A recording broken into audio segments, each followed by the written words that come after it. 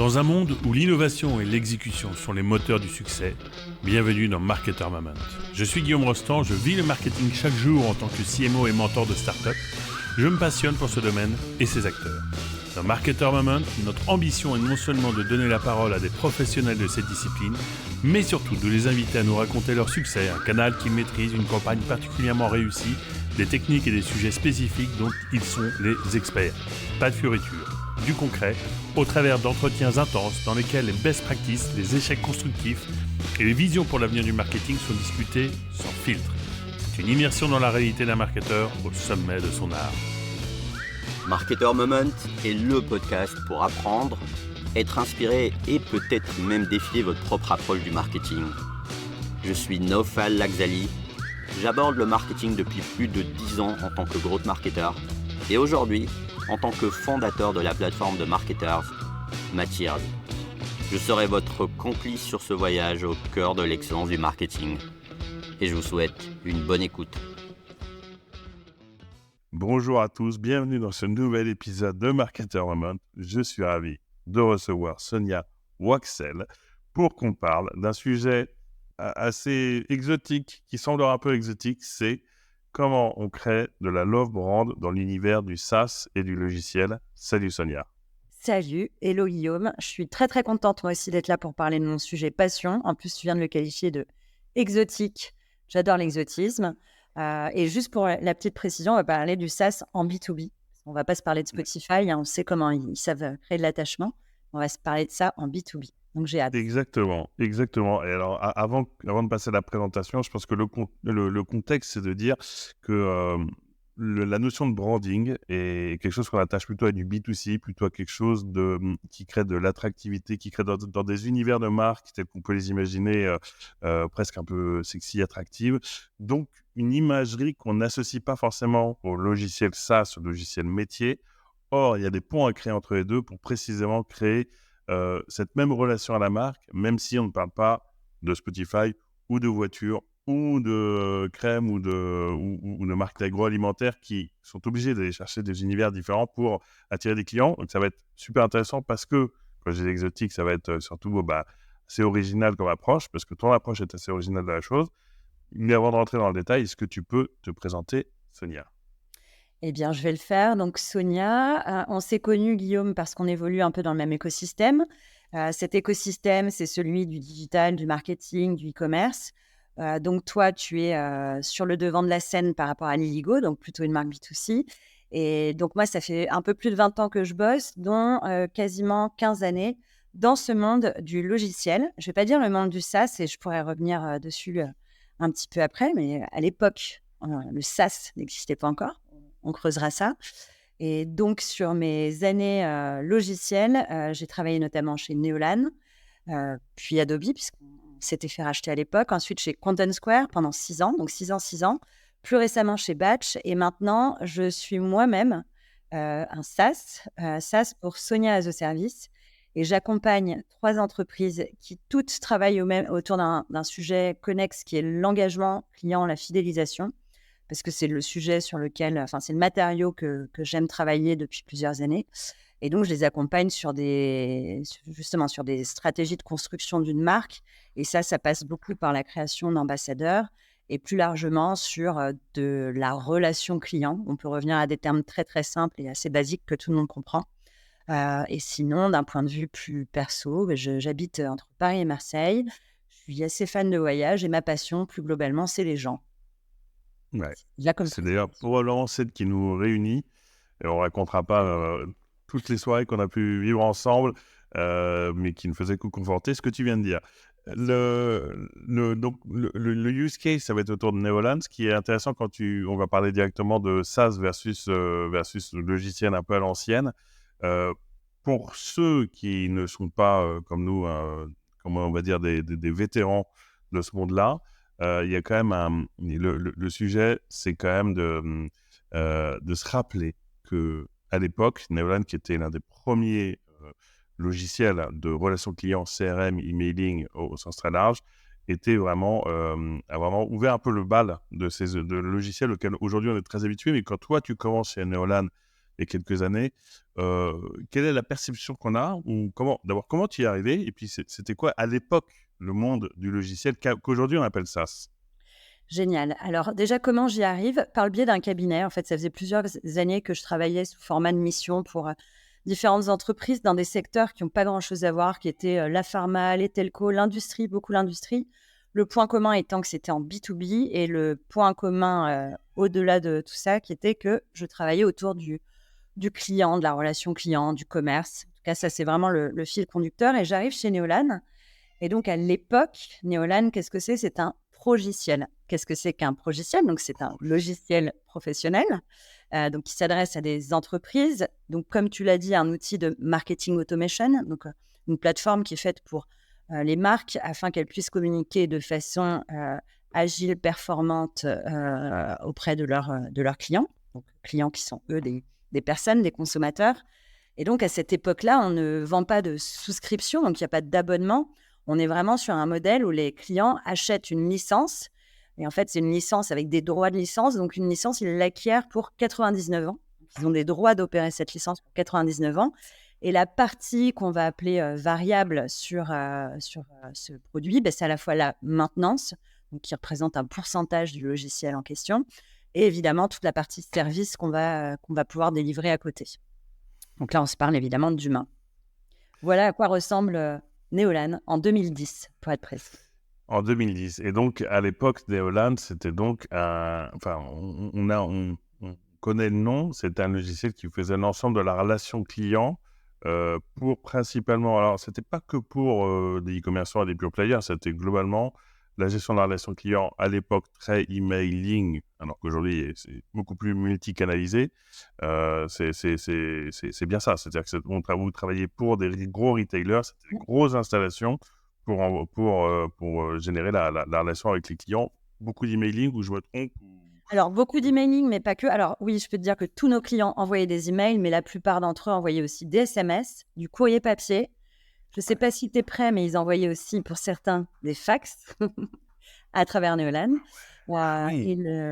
Et pour confirmer ce que tu disais, c'était tellement des grosses installations que c'était des projets d'intégration, donc des projets informatiques qui prenaient entre 6 et 18 mois selon la complexité, la taille des bases de données. Je pense vraiment par exemple à des projets avec des grosses banques où évidemment il y avait pas mal de contraintes autour.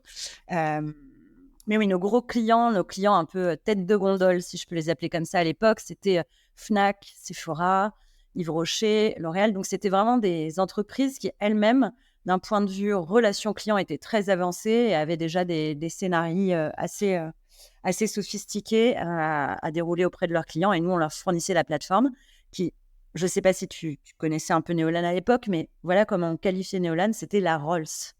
Et la Rolls, ça voulait dire, j'ai un outil ou une solution qui est hyper puissante. Moi, j'ai pas forcément le permis pour conduire la Rolls, mais je vais faire ce que je peux. Mais voilà ce qu'on disait de Neolan. Et oui, je me souviens très bien, c'était très connu parce que ça nous fait rentrer vers la marque progressivement. Parce qu'il y avait un côté gros client, il y avait un côté, ça avait une image de quelque chose de très cher, de très complexe, qui aujourd'hui, 12 ans plus tard, semble être beaucoup commodisé. C'est un terme que j'utilise beaucoup parce que des choses qui à l'époque demandaient beaucoup de travail parce que techniquement c'était très complexe, ont été vachement simplifiées avec le temps. Et à l'époque, l'image qu'avait Neolan, c'était effectivement la Rolls, la grosse machine, le progiciel, le truc où tu as des devs, des IT, des gens bizarres qui viennent chez toi pour installer les licences. Et c'était pas tu mets ton nom, tu crées ton compte, tu mets ta carte bleue, c'est parti. D'abord parce que je pense que tout simplement, c'était pas possible à l'époque. Et puis ensuite, on parle de clients gigantesques où on réconcilier de la data chez Fnac, quand bien même ils sont très avancés dans l'automation et la relation client, fallait être un peu musclé. Et du coup, quand tu arrives chez Neolan, la brand Neolan, est-ce qu'elle existe? Est-ce qu'elle n'existe pas? Où est-ce qu'on est? C'est quoi le constat? Et autre question qu'il y a ça, c'est tu arrives à quelle position en fait chez Neolan? Alors, beaucoup de questions. Et d'ailleurs, je voulais d'abord faire écho à ce que tu disais sur la complexité des projets, à tel point que rares furent les clients qui ont installé Neolan sans faire appel à un intégrateur à côté pour justement implémenter tout ça. Et pour la partie installation pure, en fait, ça paraît totalement anachronique maintenant et pourtant, mais j'y reviendrai plus tard quand on se parlera dans quoi mettre en place. Notre Welcome Pack, c'était un Welcome Pack physique. C'était une boîte qui faisait la taille de 4 boîtes de céréales avec 4 guides, donc le manuel d'installation, le guide utilisateur, etc., etc. Et je crois que de mémoire qui pesait quelque chose comme 6 kilos. Donc à chaque fois qu'on avait un nouveau client, on lui a de documentation. 6 kilos de documentation. Wow. Ce qu'il faut garder en tête, c'est que, c'était utile. Donc, on en livrait un par client, mais surtout, quand tu penses à cet objet, à la taille de cet objet, il faut savoir qu'il était dans le bureau de nos clients. C'est un objet physique qui rappelait la présence de Neolan. Ça, c'était pour la partie marque. J'arrive à quel poste ? J'arrive à un poste qui s'appelle assistante commerciale. J'arrive en remplacement de l'assistante commerciale qui partait en congé mater quelques semaines plus tard. Donc, je prends son relais. Je m'ennuie, donc je compte ne pas rester, puisqu'on me propose entre-temps d'y rester, puisque je venais en mission. Et donc là, on me propose une autre feuille de route à dessiner qui s'appelait Relations clients à l'époque. Et donc, de là va commencer l'histoire dont on va se parler aujourd'hui. Voilà, donc tu crées en fait un job qu'on va peut-être nommer plus proche du marketing, mais en étant au départ dans la partie sales. Alors, ouais, et d'ailleurs, pour résumer ma carrière depuis Neolan et même avant, j'ai toujours été dans des équipes commerciales, si ce n'est ma dernière année chez Batch. Mais sinon, j'ai toujours été dans des équipes commerciales.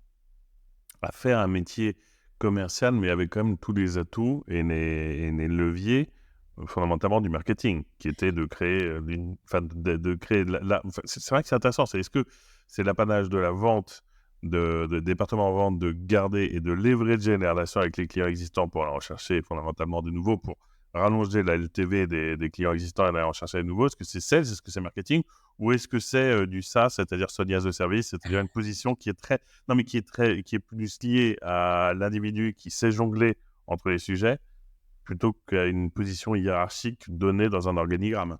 Ouais, alors, je n'aurais pas forcément la réponse à ça, mais en tout cas, ce que je peux te répondre, c'est que la marque, dans ce que j'ai pu faire moi et mettre en place, finalement, ça a été une conséquence. Ce n'était pas une intention au départ. D'ailleurs, on n'a jamais parlé de marque chez Neolan. Hein. Je veux dire que avant qu'on parle de marque, il aurait fallu que coule de l'eau. Ce n'était pas du tout la volonté, la destination de Neolan. En revanche, ce qu'il y avait dès le départ, c'était une vraie préoccupation. Je ne parlerai pas d'obsession à ce moment-là, mais une vraie préoccupation du client et de comment servir le client comme il se doit. Je ne dirais pas de façon parfaite, mais en tout cas comme il se doit. On avait à tous les niveaux de l'entreprise une exigence là-dessus qui était portée par les fondateurs. Et ça aussi, c'est une chose extrêmement clé dans tout ce qu'on va se dire aussi, parce qu'on n'a pas parlé encore de qu'est-ce qu'une marque et qu'est-ce que c'est en B2B, mais je pense qu'on ne va pas tarder à y venir. Donc je t'attends. Ouais, on va juste avant de parler de qu'est-ce qu'une marque en B2B, concrètement, la relation client, ça consiste à quoi quand on dit tu vas t'occuper de la relation client? C'est tu les appelles, tu dois les connaître, enfin, tu vois, en gros, c'est quoi? Je ne veux pas dire le gros mot de roadmap, mais tes actions que tu portes pour justement générer une valeur dans la relation client elle-même. Si tu veux que je sois extrêmement concrète, mes premiers jours à la relation client, j'ai pris la liste des clients. On avait leur numéro à l'époque. Ça se faisait beaucoup d'avoir les numéros puisque les gens avaient des fixes. Je les appelais un par un pour leur demander s'ils étaient satisfaits du logiciel, s'ils étaient satisfaits du service, s'ils étaient satisfaits de leur commercial, qu'est-ce qu'on pourrait améliorer. Voilà, j'avais toute une approche comme ça. Et l'étape d'après, c'était d'aller les voir en vrai. Donc, une fois que je leur avais parlé, c'était est-ce qu'on peut se rencontrer? Et là, c'était beaucoup d'écoute. En plus, moi, je connaissais rien à ce monde-là. Donc, ce que je connaissais, c'était les êtres humains et le client avec un grand C. Donc, j'y allais, j'écoutais, je parlais de comment tu vois le Neolan de demain, qu'est-ce qu'on fait pour que finalement, c'est même pas que tu restes client, parce que la question n'était pas là, justement. On l'a dit, c'était pas l'ère de la souscription encore. Donc, c'est comment tu restes un client satisfait. Et je dirais même que j'avais même pas d'arrière-pensée sur parce que tu es satisfait, tu vas aller en parler à quelqu'un et tu vas nous aider, ou alors même à l'inverse de se dire oh là là, tu vas devenir un détracteur. On se parlait pas de ça en 2010. Pas du tout. Et donc, en fait, ton rôle, c'était d'être la personne sympa qui va appeler une cliente sans arrière-pensée, juste pour lui rappeler, pour à la fois prendre son feedback, pour lui rappeler que tu existes et pour créer une relation. Est-ce que si on parle de relation personnelle, oui, parce que en fait, tu sais, très très vite dans ce qu'on se dit, c'est que je pense qu'il y a beaucoup de la personnification de la relation à la marque, puisque c'est une marque de logiciel, puisque voilà, ce qu'elle fait concrètement, c'est des automations, c'est des choses qui sont techniques, mais toi, ton rôle, c'est de dire, je suis la personne qui va être le point d'entrée, le point de contact privilégié, parce que non lié à la technique, au commercial pur, mais juste à construire une relation, chose dans laquelle tu étais assez doué. Et du coup, ta roadmap, c'était de dire, voilà, j'ai un portefeuille de clients, je dois les connaître, je dois créer une relation qui va aller au-delà de tu utilises mon outil, tu en es content ou pas. C'est vraiment de dire, bah, demain, en fait, vous allez nous aider à progresser vers la vision, conforter la vision peut-être qu'on a de l'entreprise. Exactement, conforter la vision. Et après, donc ça s'est décliné aussi sur d'autres, on va appeler ça programme. Mais donc, ce que tu viens de décrire aujourd'hui, on l'appellerait Customer Advocate, ou avec d'autres termes un peu plus sophistiqués, mais c'est ça. Et derrière, ce que ça a permis de faire aussi, c'est de bâtir une communauté avec les clients. Donc, le fameux club utilisateur Neolan, ceux qui y étaient à l'époque, quand je les revois aujourd'hui, m'en parlent encore. C'est quelque chose qui a resté, qui était très, très fort. C'était vraiment la communauté du CRM en France. Je dis en France, on y reviendra après, mais en tout cas, en France, c'était très, très fort. Et on se retrouvait donc régulièrement, tous les 3 mois, pour une demi-journée entière. Donc, on se retrouvait à 9h jusqu'à 14h. Je te fais très concret. Et là, c'était parole aux clients. Donc, Neolan prenait très peu la parole. On donnait la parole aux clients qui racontaient de quelle façon ils avaient intégré Neolan, comment ils s'en servaient. Ils montraient des cas très concrets avec beaucoup de résultats et des perspectives pour après. Et à l'époque où on était, en fait, tout ce savoir n'était pas forcément disponible sur des plateformes en ligne, sur LinkedIn, bah, c'était un moment à pas rater et les clients l'attendaient. Une autre déclinaison de ce que ça a donné, tout ça, c'est ce qu'on va appeler la référentiabilité des clients. C'est-à-dire que chez Neolan, comme dans la plupart des boîtes dans lesquelles j'ai bossé ensuite, on est sur des cycles de vente assez longs, avec plusieurs décisionnaires dans le cycle de décision. Et donc, à un moment, si on peut accélérer, influencer ou faire peser la balance en notre faveur, il ne faut pas hésiter à le faire. La meilleure façon de le faire, c'est à travers des clients existants.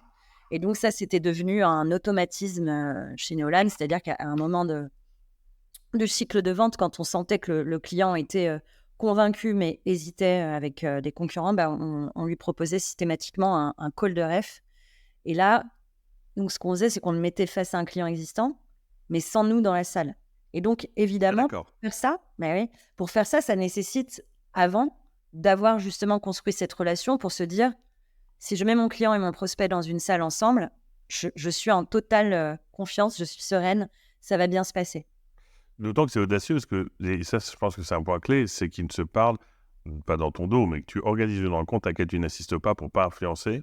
Donc effectivement, au préalable, c'est tout le fruit de ton travail d'avoir créé vraiment une relation avec ce client que tu vas faire parler avec le prospect, parce qu'effectivement, on voit la partie organisationnelle aussi d'avoir des points réguliers avec tes clients, de les faire se rencontrer, de créer une communauté. Je pense qu'on va arriver dans le sujet de la marque, mais elle est très issue de cette communauté. En revanche, voilà, lequel trigger qui va te permettre ensuite de passer de je m'occupe de mes clients existants qui ont signé, qui à l'époque, il n'y a pas de souscription, tout ce qu'on a dit, donc qui sont, voilà, qui sont clients, à eux vont me permettre d'accroître mes parts de marché et d'aller chercher de nouveaux clients. Et ça, c'est le trigger. Alors, quand tu dis référent, est-ce qu'il y avait à la fois, tu cherches à créer du bouche à oreille qui fait que tes clients, soit parce qu'ils bougent de boîte, reviennent chez toi, ou parce qu'ils se connaissent entre eux, t'amènent du monde. Et ensuite, pour ceux pour lesquels ça ne marche pas, c'est de les faire se parler assez vite, prospect et client. Alors, le sujet, le referral, au sens où on entend, c'est-à-dire le parrainage, hein, finalement, c'est le Graal. Et ça, on peut se faire tout un chapitre dessus. J'ai plein de learning à ce sujet-là. À l'époque, pour revenir dessus, c'était plutôt trouver le client qui va parler à mon prospect. Pourquoi Si on revient encore une fois à cette époque-là, on était sur des projets pharaoniques. Et donc, la plupart du temps, tu arrivais chez ton prospect par des appels d'offres. On n'était pas sur on n'allait pas déclencher des projets ou des intentions chez chez le client, soit il avait déjà une solution, ça se passait bien et on pouvait arriver en remplacement, mais tu n'allais pas faire naître un besoin. Il n'allait pas D'accord. s'équiper avec toi. Donc, tu étais plutôt là en réponse à un moment du cycle de vente qu'à dire à un client, bah, présente-nous quelqu'un. Mais on y viendra juste après.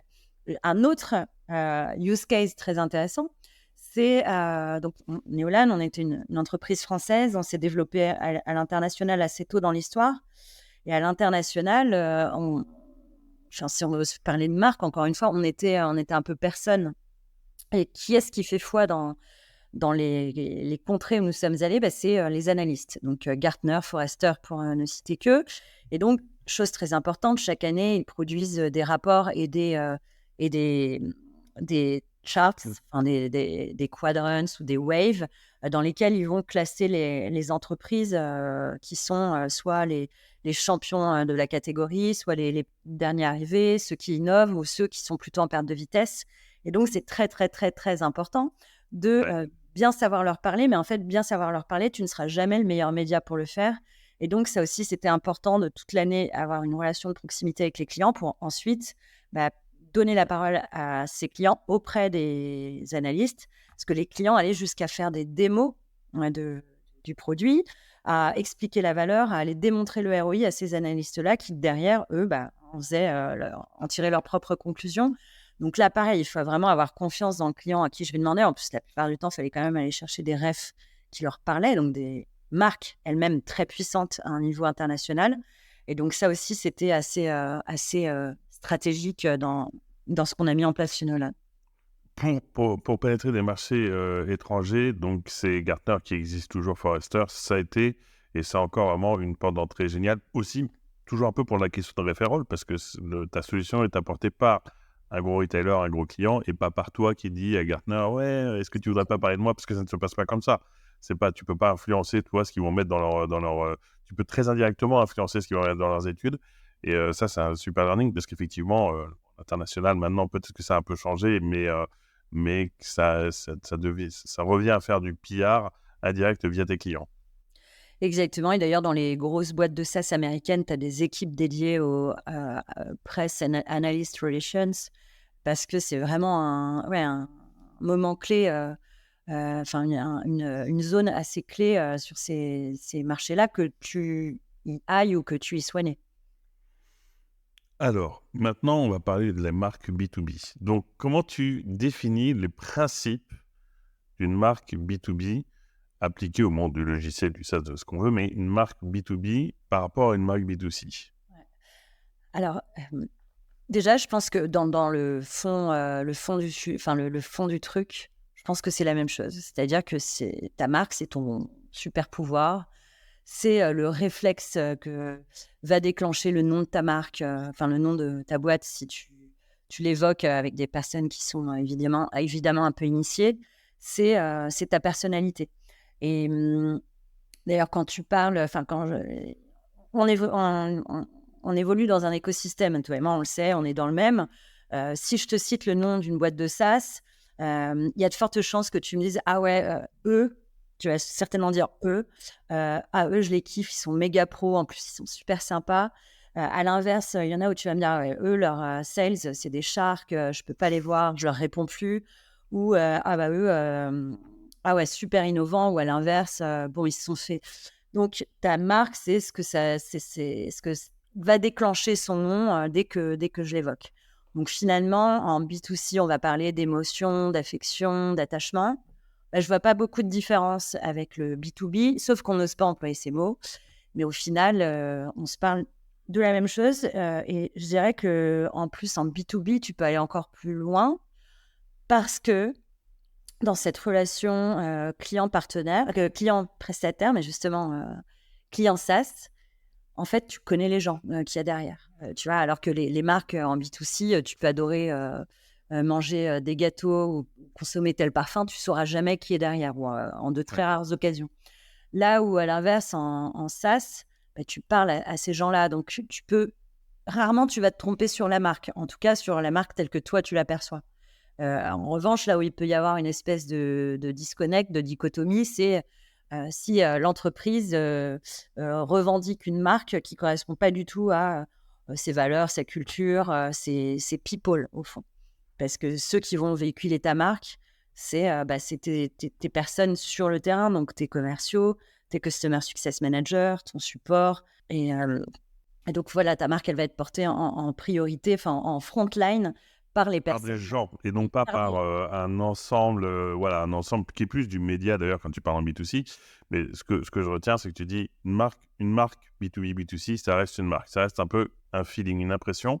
Mais de par ce côté plus humain, moi, ça me fait dire qu'il y a quelque chose de beaucoup plus réputationnel là-dedans. Parce que Bien tu sûr. dis, oui, tel machin, t'as peut-être en B2B les capacités à, pas à faker, mais à créer ou à leverager, parce que leverager, c'est bien, c'est que c'est un mot un peu valise, mais une réputation. Non, mais tu vois, tu dis, si je me replace, ce qui fait que Neolan a été connu, c'est en partie parce qu'on disait, ouais, Neolan, j'ai rencontré Sonia, je vois Sonia, c'est vachement bien ce qu'ils font des événements, donc on revient à la certification, et donc vachement la réputation qui va te permettre de générer du bouche à oreille, ce qui est Ouais. beaucoup plus difficile quand tu vends du coca, effectivement. Exactement, et c'est pour ça que c'est important, puisque tu dis Sonia, alors c'est très cool, mais tout le monde l'incarnait.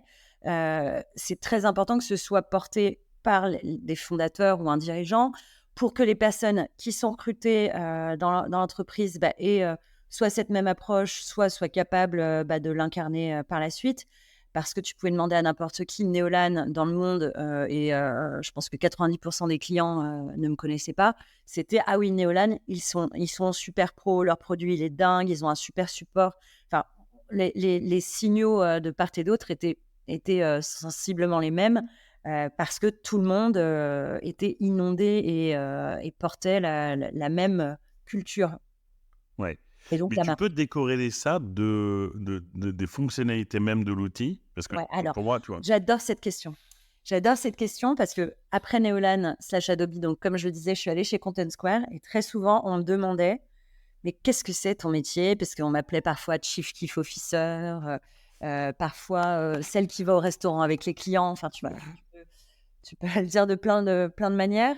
Mais moi, ce que j'aimais bien dire, c'était que, avec mon équipe, ce qu'on construisait, c'était la valeur perçue, et que si demain, le produit devait être totalement naze, les clients resteraient quand même parce qu'en fait, ils venaient chercher autre chose, et donc c'est en ça aussi que ça fait écho à une marque B2C, parce que marque B2C, on dit, la marque, c'est, l'expérience ou les émotions que tu fais vivre à tes clients. En réalité, en B2B, c'est pareil, et en plus, tu peux leur faire vivre en direct, main dans la main, quoi. Ouais, donc, en fait, tu dois décorréler quelque part les fonctionnalités propres de l'outil. J'adore la manière dont tu le résumes en disant, même si demain l'outil est pourri, ils vont rester parce que, parce qu'ils nous apprécient.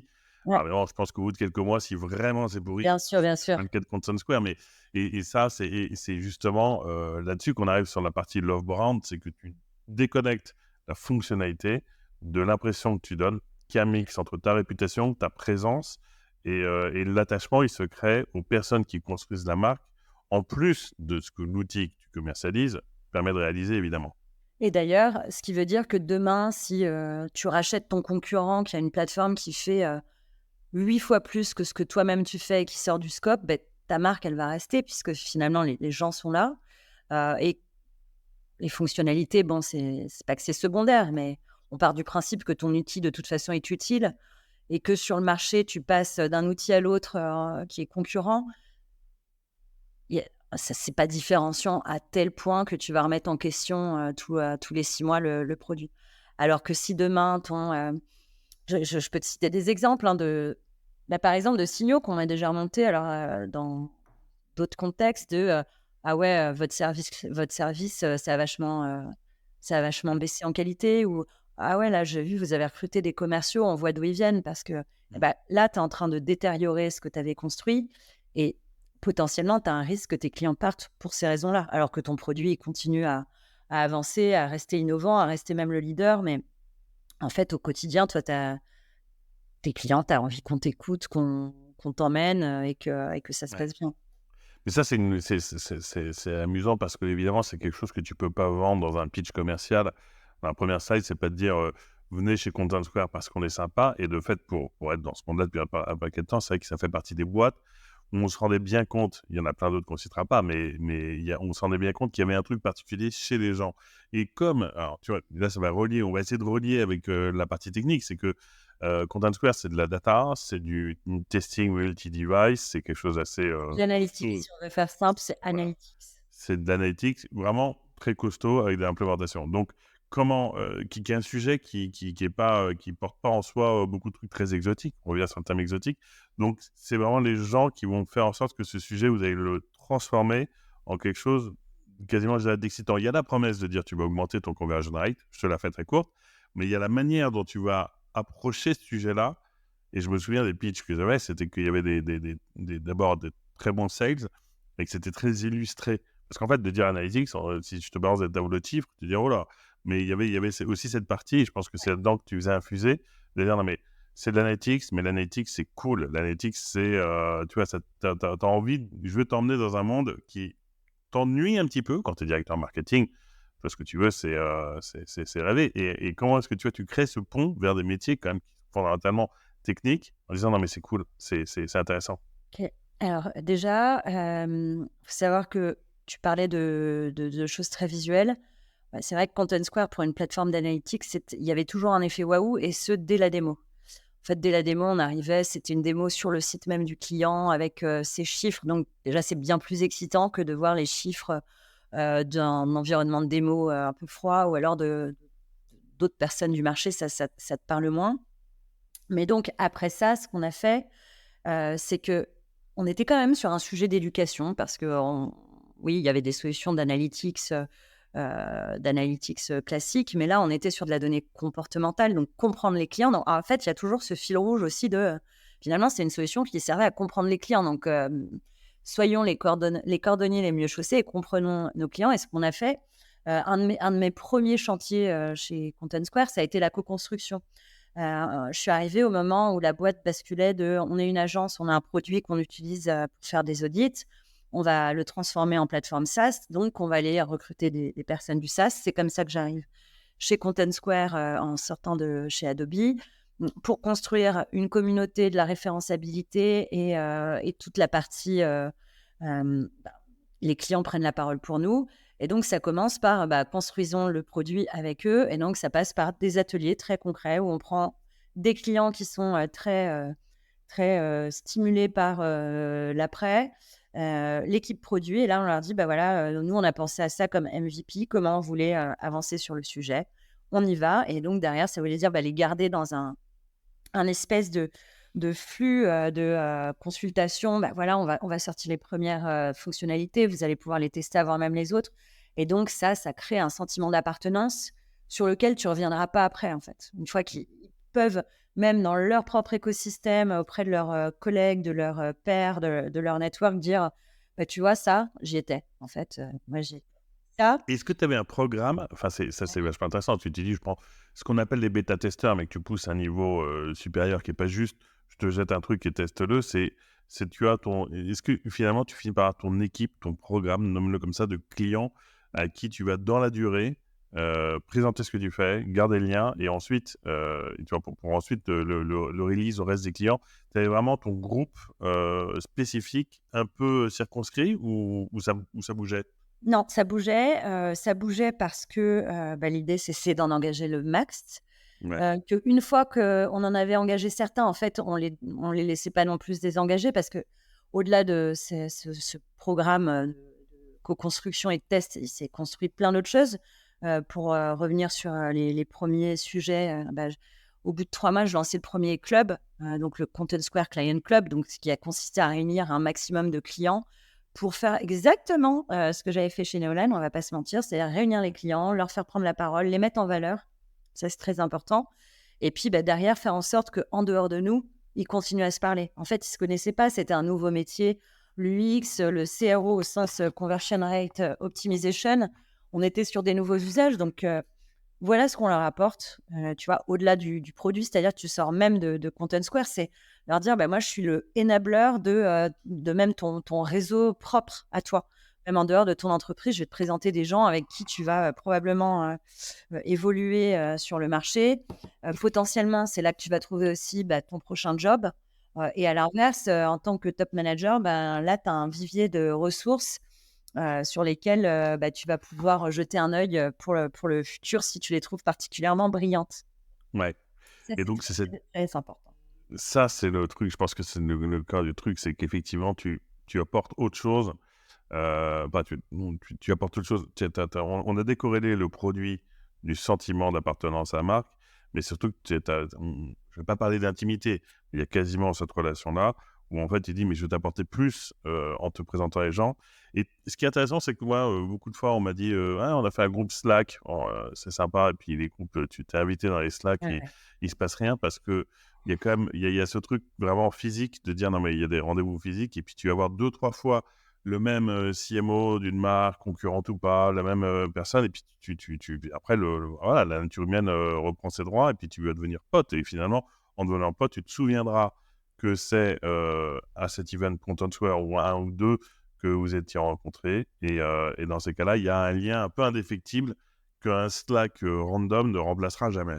Exactement. Et je suis très old school, d'ailleurs, moi, sur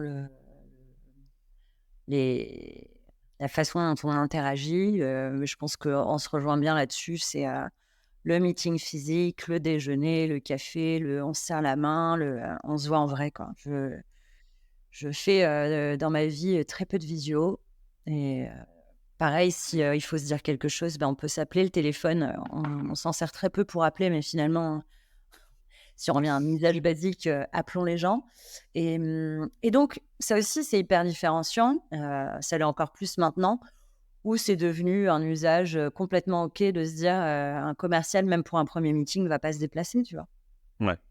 Et tu perds en fait, mais ce qui est très intéressant, c'est que tu perds, tu as une vision très deal du rendez-vous commercial, mais tout ce qui est derrière et qui en fait, là où se niche la valeur, c'est dans cette capacité à scaler la relation, la proximité, parce que c'est vrai que le commercial, il bougera ou le produit va évoluer et donc on n'est pas que sur une vue purement transactionnelle du moment, mais de créer un écosystème dans lequel finalement, c'est pas grave. Alors je vais donner un exemple lié à Content Square. Je pense que tu y étais encore. Je n'ai jamais été client parce que pour l'Illigo, c'était, il y a un peu des problématiques techniques, mais j'ai quand même été invité par, à l'époque, la personne qui s'occupait de l'Espagne, à venir à venir parler d'un cas client alors que je n'étais pas client. Mmh. Bottom line, mon vol qui venait de Budapest, il y avait une tempête, a eu 6 heures de retard. On devait dîner dans un restaurant étoilé à Madrid où je devais prendre la parole en tant que client Content Square que je n'étais pas. Je suis arrivé avec 5 heures de retard, j'ai bouffé un McDo vraiment comme un clodo et beaucoup regretté, mais il y avait ce truc de dire, moi, je ne suis pas client, mais je fais partie d'un peu de la famille. Bon, parce qu'aussi, on avait été dans des bars à cocktails, on avait chanté des chansons, on avait fait tout ça, mais c'est assez marrant. Non, mais je pense que s'il y a un conseil à donner qui paraît très con et de bon sens, c'est de dire, en fait, tu ne dois pas faire la distinction entre client et pas client. Tu Alors dois... je te remercie, déjà, ben, merci, oui, en effet, je te remercie d'être venu à Barcelone, à Madrid. Et alors justement, c'est pour ça que j'aime beaucoup dire client au sens américain. C'est marrant, j'ai eu cette Mm. conversation la semaine dernière, avec quelqu'un de très proche. Il me disait: «Mais t'arrêtes pas de me dire ton client, mais c'est pas ton client, c'est un prospect». Je dis: «Non, mais pour moi, client, c'est, client, aujourd'hui, client demain, client hier, c'est un client, en fait». Ouais, On n'est pas là pour avoir en effet une définition transactionnelle. Je dis: «Mais non, mais un client, c'est quelqu'un qui te paye chaque mois». Ah non, un client, non, c'est pas ça. ouais, Et là-dessus, et d'ailleurs ça en fait, dans les mentalités, c'est pas évident non plus à faire, bouger. Tu vois, il y a des boîtes, tu te dis: «Ah bah non, lui, il est pas client, il vient pas, on l'invite ouais, pas». on n'y parle pas. Ouais, en fait, tu as très peu de chances qu'il devienne client si tu penses, en tout cas, c'est pas tu vas pas l'attirer avec une approche relationnelle si tu penses comme ça. Donc, et là, aujourd'hui, d'ailleurs, j'organise, parfois des dîners pour, une des entreprises, où je suis en part-time.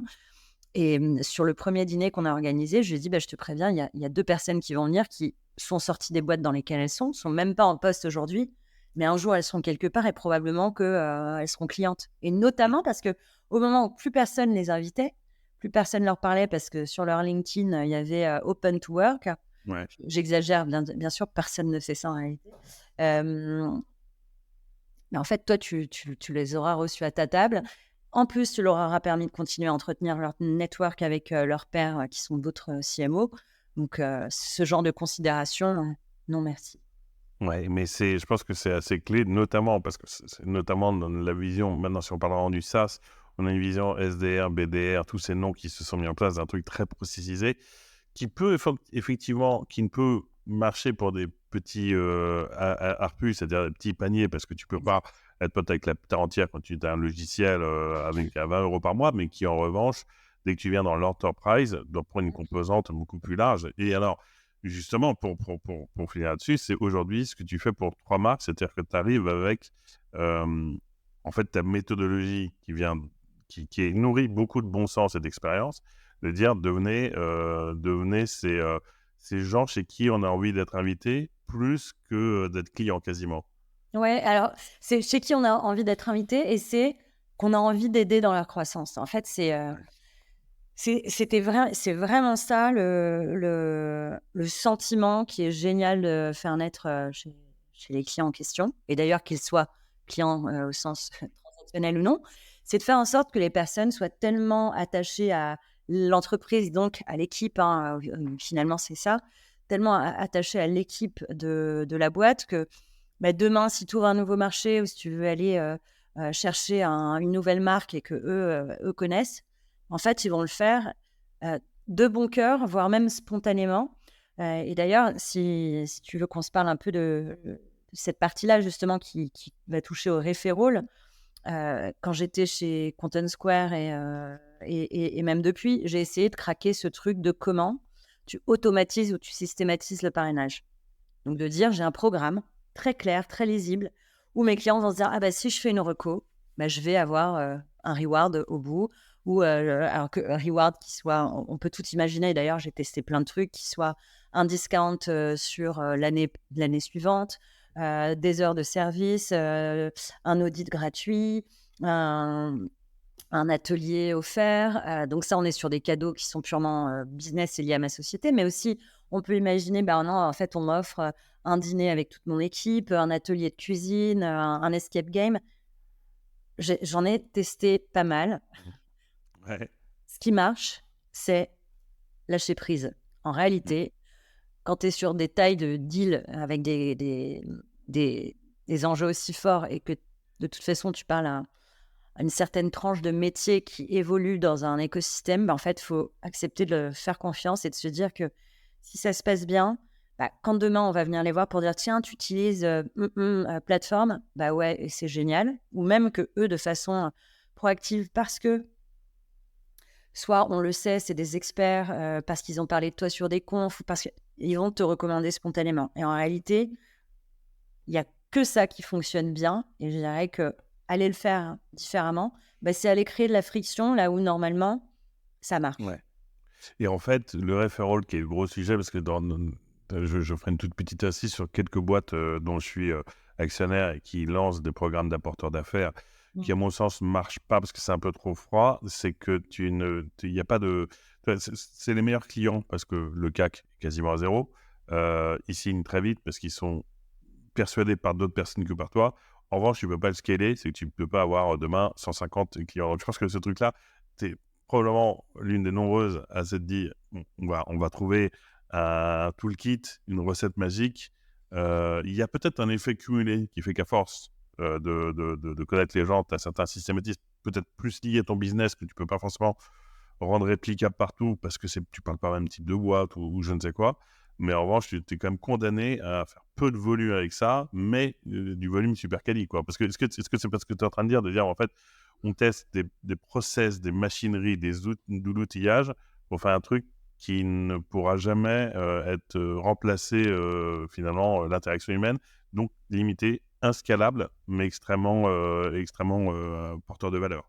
Ouais, inscalable et pourtant, alors sans aller jusqu'à le scaler, en revanche, tu as toujours, enfin, moi j'ai constaté, année après, enfin, chaque année, on avait un pool de personnes plutôt des C-level, des décisionnaires, qui spontanément, soit parce que c'était la première année avec je prends Content Square parce qu'on se parlait de Content Square, et qu'ils étaient super contents et qu'ils avaient même les yeux émerveillés justement d'accéder à toute cette cette communauté, ce réseau, disaient: «Ah mais attends, mais il faut que j'en parle à un tel.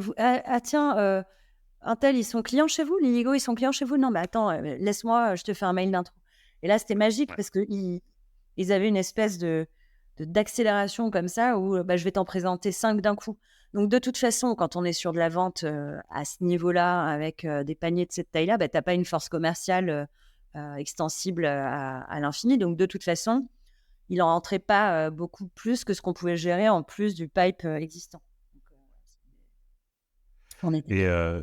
et donc, si aujourd'hui, parce que j'évoquais l'heure avant, si tu as une marque B2B, SaaS, qui vient de voir quels sont les 4 ou 5 conseils issus de tout ce qu'on vient de dire, à mettre en place concrètement dans la boîte, voilà, quand tu la rencontres, elle te dit, je veux, le Graal, c'est je veux faire de l'acquisition client quasiment gratuit parce que les gens m'aiment bien. Voilà, ça c'est un peu, il y a des recettes pour ça ou purement une question de mindset ou comment est-ce que voilà, Ouais. comment est-ce que tu expliques?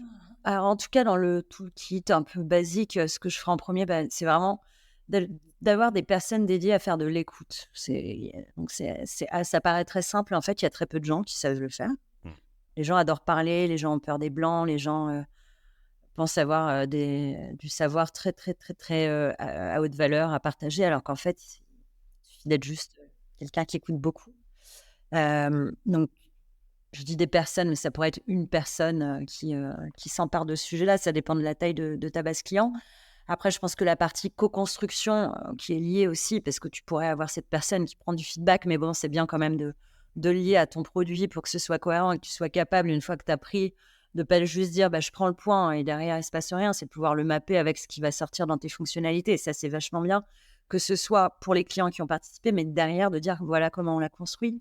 On a construit ça avec tel client et pourquoi, quel était le use case, à quoi ça répondait, on vous a demandé votre avis. Enfin, ça, c'est vachement bien pour montrer que tu es customer obsessed ou au moins Mmh. centrique, à minima. Qu'est-ce que je pourrais te conseiller d'autre? De voir les clients. Moi, je pense que c'est important que les dirigeants, donc que ce soit le fondateur, le COMEX, passent du temps avec les clients aussi pour pas être déconnectés, parce que derrière, ça va se voir dans ce qui va cascader dans les équipes.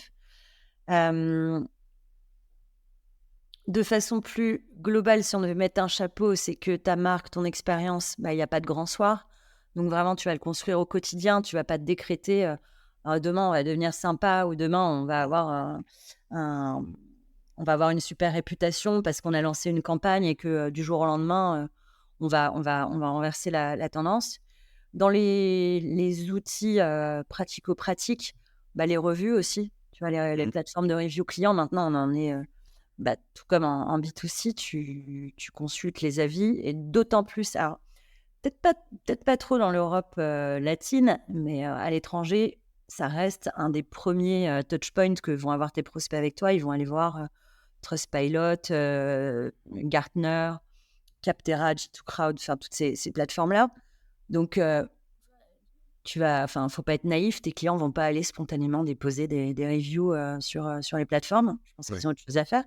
Donc ça aussi, ça se met en place et ça se met en place, mais avant, ça nécessite d'avoir créé la bonne relation qui fait que tu es en toute confiance pour te dire qu'ils vont aller déposer des avis. Et donc ça peut se mettre en place à travers un workflow. Mais ça, j'y suis venue très, très tard à la partie très industrialisée de comment on génère des, euh, des reviews à des moments clés, que ce soit après un NPS ou à des moments forts de la relation.